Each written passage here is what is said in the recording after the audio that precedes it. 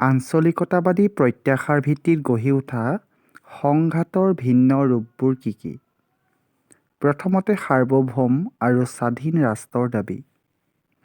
উত্তৰ-পূব ভাৰতৰ নগা বিদ্ৰোহীসকলৰ পৰা আৰম্ভ কৰি আনফালৈকে বিভিন্ন সশস্ত্ৰ গোটে ভাৰতবৰ্ষৰ পৰা সম্পূৰ্ণকৈ পৃথক হৈ স্বাধীন আৰু সাৰ্বভৌম ৰাষ্ট্ৰ গঠনৰ দাবী উত্থাপন কৰি আহিছে।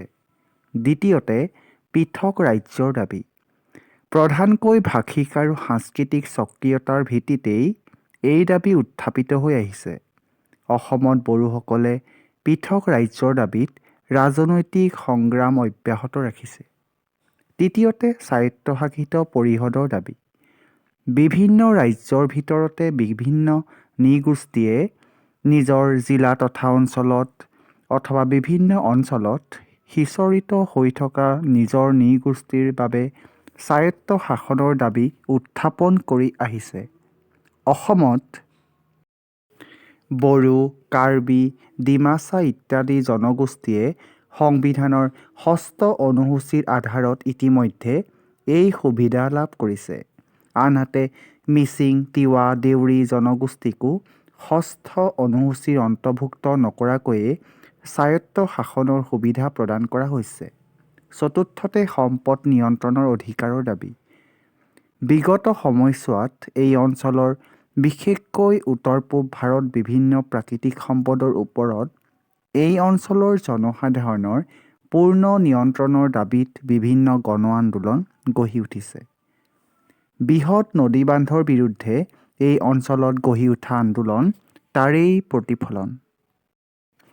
পঞ্জাৱ চুক্তিৰ প্ৰধান দিশসমূহ লিখা।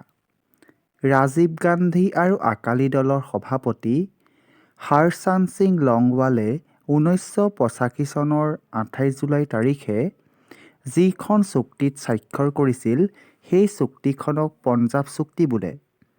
এই চুক্তিখনৰ মূল বিষয়সমূহ হ'ল পঞ্জাৱলৈ সাধাৰণ পৰিস্থিতি পুনৰাই অনা, চণ্ডীগড়ক পঞ্জাৱলৈ হস্তান্তৰিত কৰা, পঞ্জাৱ আৰু হাৰিয়ানাৰ মাজৰ সীমা বিবাদক সৃষ্টি হোৱা সংঘাতৰ নিষ্পত্তিৰ বাবে আয়োগ গঠন কৰা আৰু পঞ্জাৱৰ পৰা সামৰিক বাহিনীৰ বিশেষ ক্ষমতা আইন বাতিল কৰা। খুব দৰকাৰী প্ৰশ্ন, সংবিধানৰ ৩৭০ নং অনুচ্ছেদৰ তাৎপৰ্য উল্লেখ কৰা। ভাৰতীয় ৰাজনৈতিক ব্যৱস্থাত জম্মু কাশ্মীৰে বিশেষ মৰ্যাদা লাভ কৰি আহিছে। ভাৰতীয় সংবিধানত অন্তৰ্ভুক্ত ৩৭০ নং অনুচ্ছেদৰ জৰিয়তে এই মৰ্যাদা প্ৰদান কৰা হৈছে। প্ৰথমাৱস্থাত ৩৭০ নং অনুচ্ছেদটো অস্থায়ীভাৱে অন্তৰ্ভুক্ত কৰা হৈছিল।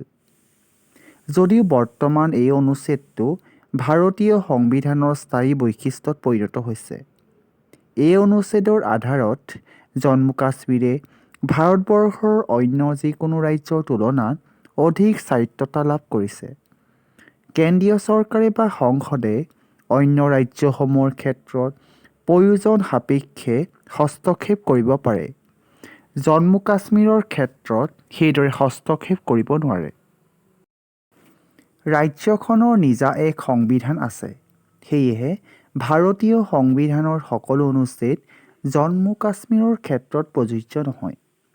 জম্মু কাশ্মীৰক প্ৰদান কৰা বিশেষ সাংবিধানিক মৰ্যাদা অৰ্থাৎ সংবিধানৰ ৩৭০ নং অনুচ্ছেদক কেন্দ্ৰ কৰি ভাৰতবৰ্ষত তীব্ৰ বিতৰ্ক চলি আহিছে।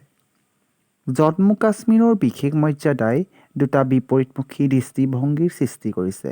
এটা দৃষ্টিভংগী অনুসৰি ৩৭০ নং অনুচ্ছেদটো ভাৰতীয় সংবিধানৰ পৰা বাতিল কৰিব লাগে আৰু দ্বিতীয় দৃষ্টিভংগীৰ মতে ভাৰতীয় সংবিধানৰ ৩৭০ নং অনুচ্ছেদে ৰাজ্যখনলৈ আগবঢ়োৱা স্বতন্ত্ৰতা পৰ্যাপ্ত নহয়। কাশ্মীৰৰ জনসাধাৰণৰ একাংশৰ অতি কমেও ৩টা অভিযোগ আছে। এই অভিযোগ ৩টা হ'ল: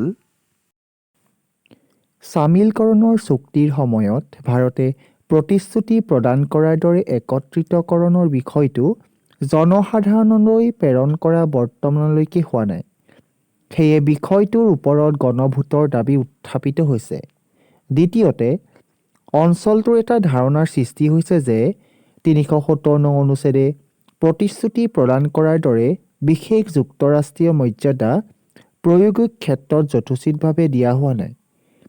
স্বতন্ত্ৰতাৰ পুনৰ প্ৰতিষ্ঠা আৰু অধিক ৰাজ্যিক স্বতন্ত্ৰতাৰ দাবী উদ্ভৱ হৈছে। তৃতীয়তে, ভাৰতৰ অইন ৰাজ্যসমূহৰ দৰে গণতন্ত্ৰ জম্মু কাশ্মীৰত কাৰ্যকৰী হোৱা নাই। কেইবাটাও কাৰণত 370 নং অনুচ্ছেদটো কাৰ্যকৰী হৈ থকা প্ৰয়োজন। এইবোৰ হ'ল: এই অনুচ্ছেদটো বাতিল কৰিলে কেৱল জম্মু কাশ্মীৰ বিশেষকৈ নেশ্যনেল কনফাৰেন্সৰ নেতাসকলৰ বিশ্বাস ভংগ কৰাই নহ'ব, ৰাজ্যখনৰ সংবিধান সভা আৰু জনসাধাৰণৰ বিশ্বাসৰো অৱমাননা কৰা হ'ব।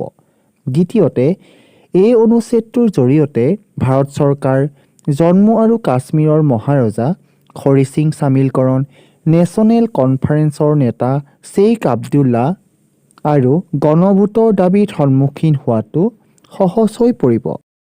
ভাৰতৰ লগত ছিকিম চামিলকৰণৰ সম্পৰ্কে আলোচনা কৰা। স্বাধীনতাৰ সময়ত ছিকিম সম্পূৰ্ণৰূপে ভাৰতৰ অংশ নোহোৱাত ছিকিমক স্বাধীন ৰাষ্ট্ৰৰ মৰ্যাদা দিব পৰা নগৈছিল। ই ভাৰতৰ এক অধীনস্থ ৰাজ্যহে আছিল। ছিকিমৰ প্ৰতিৰক্ষা আৰু বৈদেশিক সংক্ৰান্ত বিষয়সমূহ ভাৰতে নিয়ন্ত্ৰণ কৰি আছিল। আনহাতে ছিকিমৰ আভ্যন্তৰীণ প্ৰশাসন কাৰ্য ৰজাৰ দ্বাৰা পৰিচালিত হৈছিল। ছিকিমৰ গৰিষ্ঠ সংখ্যক লোক নেপালী সম্প্ৰদায়ৰ আছিল। তেওঁলোকে ছিকিমত গণতন্ত্ৰ প্ৰতিষ্ঠা হোৱাটো বিচাৰিছিল আৰু ভাৰতক সমৰ্থন কৰিছিল। 1974 চনত ছিকিমৰ বিধানসভাৰ প্ৰথমটো নিৰ্বাচন অনুষ্ঠিত হৈছিল আৰু কংগ্ৰেছ জয়ী হৈছিল। নৱগঠিত ছিকিম বিধানসভাই প্ৰথম অৱস্থাত ছিকিমৰ বাবে এছ'চিয়েট ষ্টেট বা সহ-ৰাজ্যৰ মৰ্যাদা বিচাৰিছিল, যদিও 1975 চনত ভাৰতৰ লগত ছিকিম সম্পূৰ্ণৰূপে চামিল হোৱা প্ৰস্তাৱ গ্ৰহণ কৰে। এই প্ৰস্তাৱক জনসাধাৰণে গণ অভিমতৰ দ্বাৰা সমৰ্থন কৰিছিল। অৱশেষত ছিকিম বিধানসভাৰ এই প্ৰস্তাৱ ভাৰতীয় সংসদে গ্ৰহণ কৰে আৰু ছিকিমক দেশৰ 22তম ৰাজ্য হিচাপে স্বীকৃতি দিয়ে।